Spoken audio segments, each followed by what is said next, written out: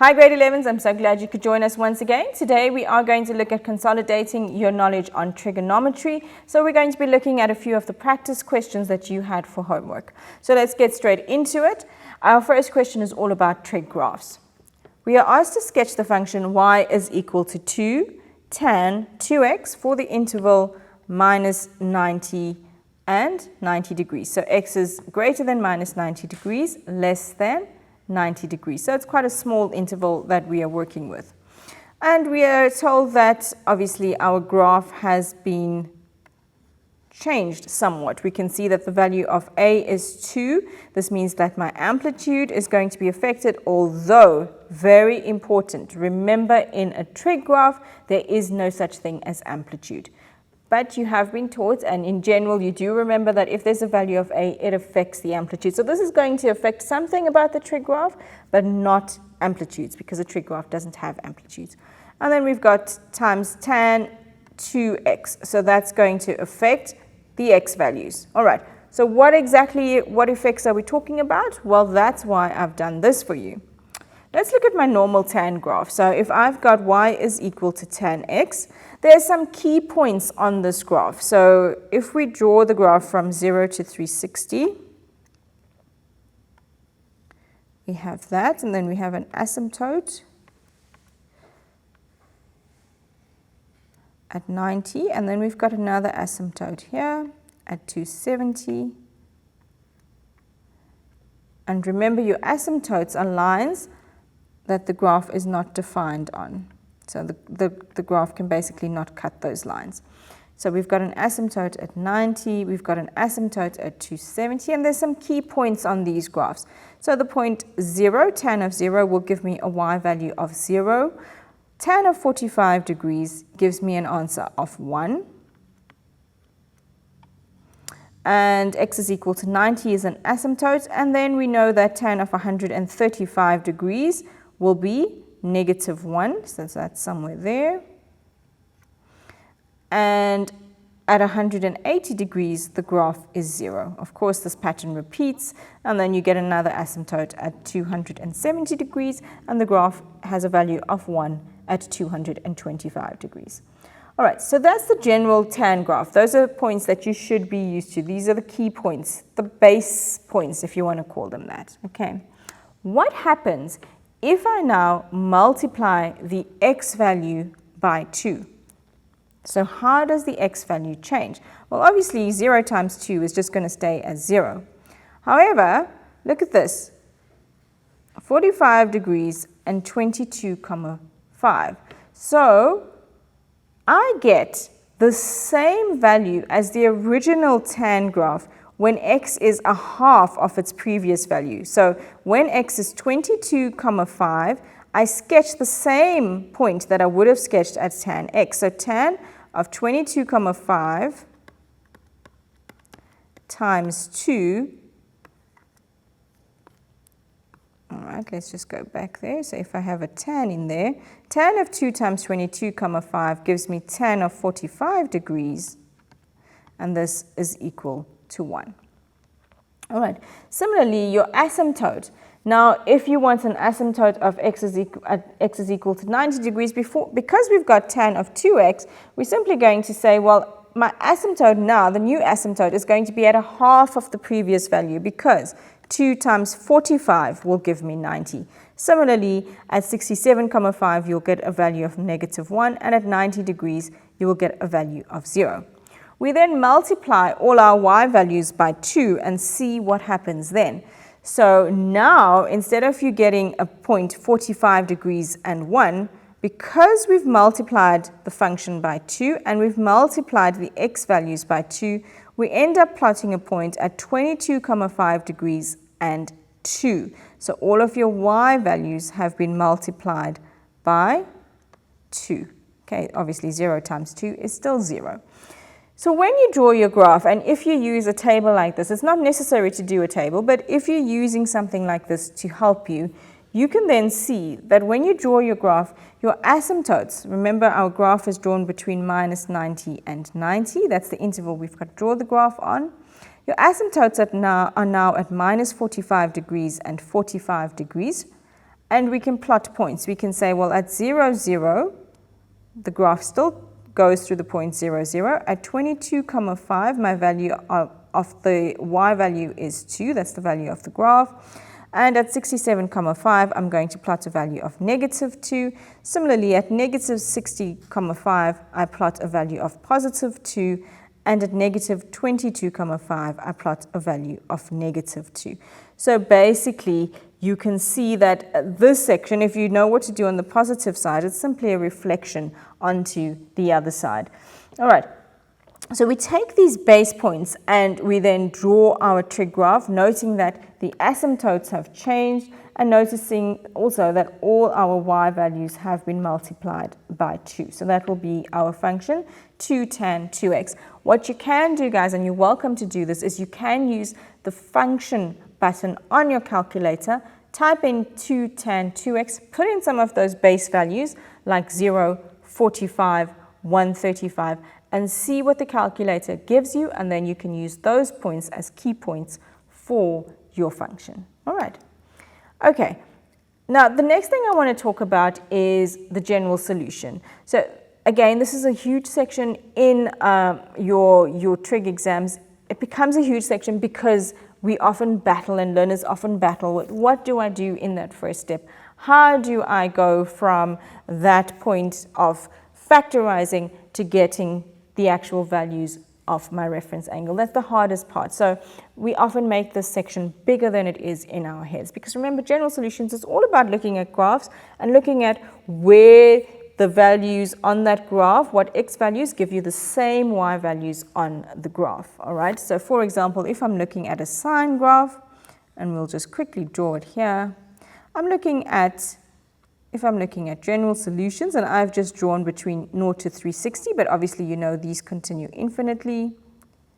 So when I'm solving, I'm looking for what x values give me the same function values on the graphs. And of course, this repeats in both the negative direction as well.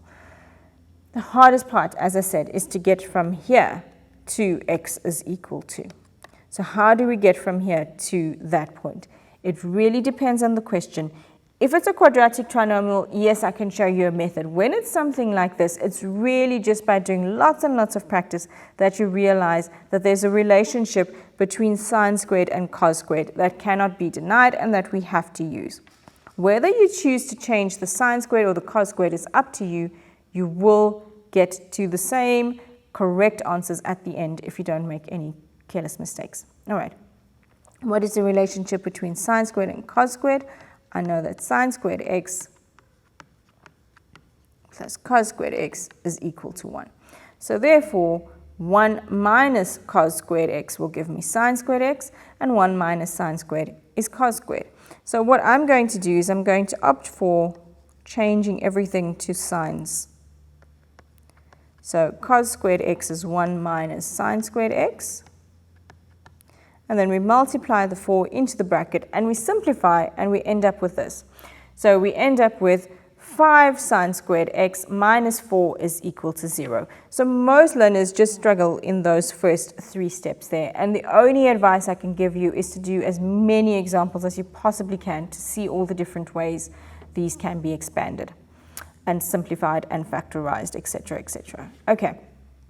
So now to solve this equation, I'm simply going to take the 4 over to the right-hand side and then divide by the 5. And then to get to the sine x, I need to square root both sides. So I end up with sine x is plus or minus 2 over the square root of 5. Now I'm going to use the method, which if you've been watching the other sessions where we revise the big concepts and the big ideas, you would have seen I've got a different method that I use to do general solutions. So for sine theta, it's your reference angle plus 180 minus your reference angle. So that's the method I'm going to use here. So all you would do is on your calculator, you go shift sine of 2 over root 5, and you will get a reference angle of 63,4 degrees. I'm going to talk about this K180 just now. And then if we do 180 minus 63,4, we get 116,6 degrees. Why do I have K times 180 when X is not multiplied by 2? Why is this K times 180? If you have a look at your graph and where these solutions occur, what's going to happen? is you will see that if you put a 360 here, you basically, you're going to have to do many, many calculations to get all the values of x out.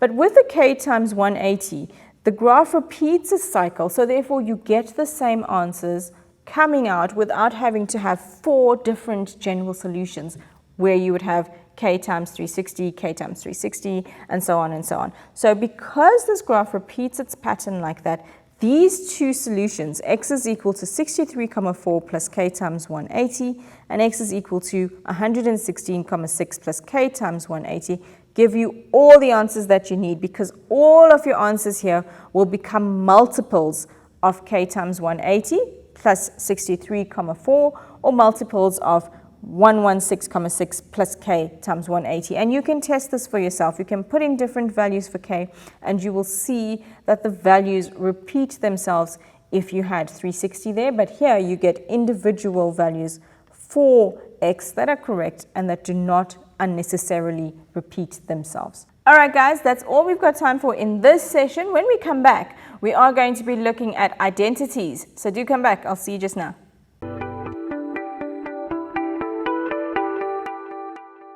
Hello everyone, grade 11s, we are continuing looking at trig. So now what we're going to do, we have looked at trig equations and general solutions before the break. Now we're going to move on to identities. What is a trig identity? Well, basically any identity in maths is an equation that always holds true no matter what value you substitute for the variables. So an identity is something that's always going to be true. And that's what we're trying to do when we say prove identities. You're proving that no matter what value you put in there for theta, x, beta, whatever the case is, that equation is always going to hold true. So some of the things that help you when you are doing your proofs, the quotient identity, which is tan theta is equal to sine theta over cos theta, and then the square identity, which is sine squared theta plus cos squared theta is equal to 1. Some of the other tips that I can give you is that generally in your question, you want to change all your trig ratios to sine and cos.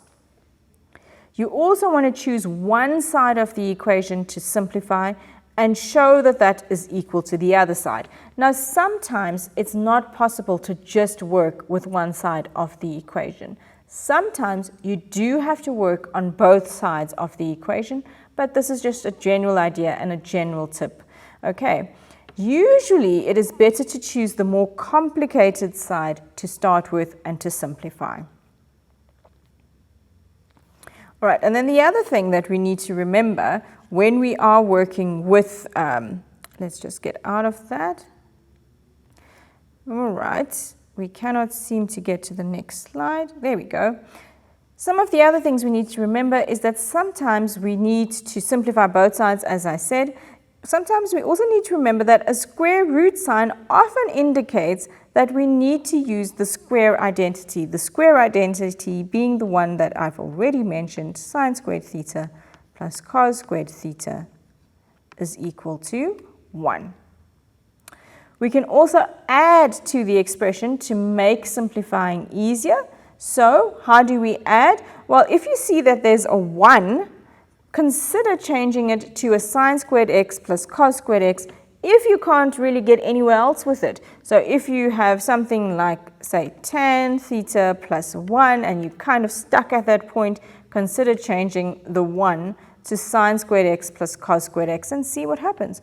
Or you could multiply by a 1, for example, and sometimes when you're factorizing, this becomes important. So say you have to factorize an equation and you're kind of stuck, you can't really get anywhere with it, so all you've got is a 1 plus sine theta, and that's really not helping you at all. You can multiply by the 1 minus sine theta over the 1 minus sine theta to see if you can get anywhere else with that specific identity.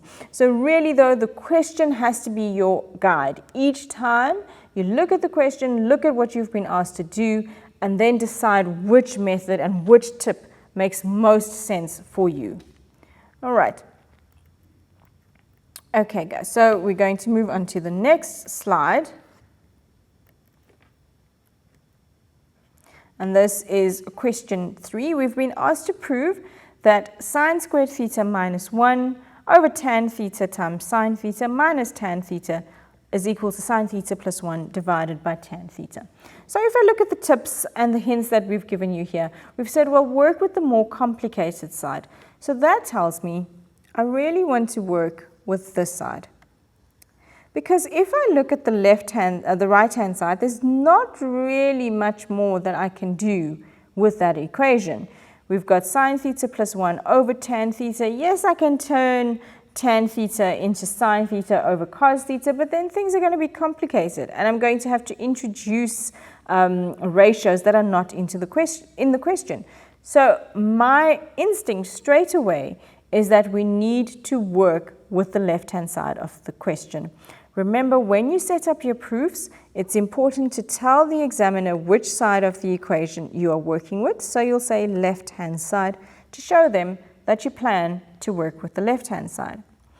Now, before we tackle this question, we see that there's a squared identity, and we also see that there's a tan theta. So that tells us that we are most likely going to be using the squared identity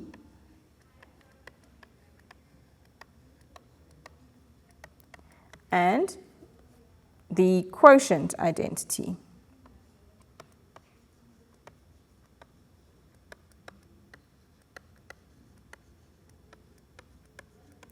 Most likely, but not always the case. So those are the two that we think we might be using. Let's just look at the example and see if we do use both of those or none of those. Okay, obviously sine squared plus cos squared is equal to 1. So my first instinct when I look at this question is to turn everything into sine and cos. Yes, but there might be an easier way in this question. So just leave tan theta alone for now. Let's just work on the numerator. We've got sine squared theta minus 1. And I realize that I can write 1 minus sine squared theta as cos squared theta. Okay, so some of you look at that and you think, okay, well, let's take a minus out there and rewrite sine squared theta minus 1. Write it as 1 minus sine squared and then change it to cos squared theta. And then let's see where I can get. Guys, this is why I always like to remind learners, look at what you've been asked to prove. When I look at the right-hand side, I can see that there's a sine theta plus 1 in the numerator. So that tells me straight away, I don't want to get rid of the sine theta altogether. I'm going to leave that sine theta where it is. There's another way that we can factorize this question, and that's why this question was so important, because I've given you those hints and things that you can use in a proof, but it's so important to do what's best in the example that you've been given. All right, so in this question, what I'm going to do is I'm not going to change everything to sine and cos, and I'm not going to rewrite 1 minus sine squared as cos squared. What I will do is I'll factorize the numerator into sine theta minus 1 times sine theta plus 1. Why did I know to do that? Because I looked at the right-hand side. I looked what they want me to do. They want me to get a sine theta plus 1 in the numerator. Any other method that I was going to use was going to take too long to get that sine theta plus 1 in the numerator. So therefore, the best thing you could do here is to factorize using a difference of squares. Square root of sine squared theta is sine theta, square root of 1 is 1, and we open two brackets, one with the minus, one with the plus. That's a difference of squares. In the denominator, we can see that there's a common factor of tan theta, so I remove the tan theta as my common factor, and I'll be left with sine theta minus 1. And this is fantastic because now I can see that there's a common factor in the numerator and the denominator which I can cancel out. And straight away I'm left with sine theta plus 1 over tan theta, which is the right-hand side. So then we end by saying this is equal to the right-hand side. So therefore we've proved the identity because the left-hand side is equal to the right-hand side. And you can, remember what I was saying to you, with an identity, what it means is regardless of what value you're going to put in for that variable, you're going to get the left-hand side equaling the right-hand side. It's going to be something that always holds true regardless of the values you put in. So if we look at this identity, we've got this whole fraction here, sine squared theta minus 1 all over tan theta times sine theta minus tan theta, can basically be rewritten as sine theta plus 1 over tan theta. So if you were to substitute values for theta into this first line and do it on your calculator, you will see that the answer that you get on this side, when you substitute that same value for theta on the right-hand side, the answers will be equal. So it'll be a half and a half, a third and a third, or whatever the case is.